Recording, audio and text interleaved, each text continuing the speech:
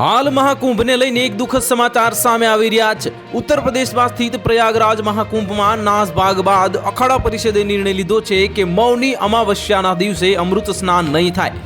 આ માહિતી અખાડા પરિષદના પ્રમુખ રવિન્દ્ર પુરીએ આપી હતી। તેમણે કહ્યું હતું કે આજે પ્રયાગરાજ મહાકુંભમાં નાસભાગની ઘટના બાદ અખાડાએ મૌની અમાવસ્યા પર અમૃત સ્નાનનો કાર્યક્રમ સંપૂર્ણપણે રદ કરી દીધો છે। હવે આજે કોઈ અમૃત સ્નાન નહીં કરે।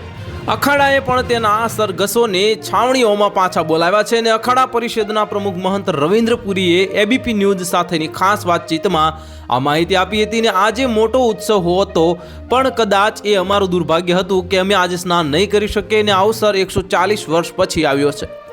રવિન્દ્ર પુરીએ કહ્યું છે કે અમે સમગ્ર વિશ્વને અપીલ કરી હતી કે દરેક વ્યક્તિ આ મહાકુંભના સાક્ષી બને। બધાએ અમારી અપીલ સ્વીકારી। જ્યારે પૂછવામાં આવ્યું કે શું અખાડાઓએ આ નિર્ણય પોતાની રીતે લીધો છે કે વહીવટીતંત્રના કહેવા પર, રવિન્દ્ર પુરીએ કહ્યું કે અમે જનહિતમાં કામ કરીએ છીએ, અમે દરેકની સુરક્ષા માટે કામ કરીએ છીએ। રવિન્દ્ર પુરીએ કહ્યું કે અમારો પ્રયાસ રહેશે કે આગામી સ્નાન દિવ્ય અને ભવ્ય બને। હવે આપણે વસંત પંચમીના દિવસે અમૃત સ્નાનની તૈયારી કરીશું અને ઉલ્લેખનીય છે કે મેળા વિસ્તારમાં નાસભાગના કારણે કેટલાક વૃદ્ધો અને મહિલાઓ ગુંગળા મંડે કારણે બેભાન થઈ ગયા હતા। આ પછી અફવા ફેલાઈ ગઈ અને 20 થી 25 લોકોને હોસ્પિટલમાં દાખલ કરવામાં આવ્યા હતા।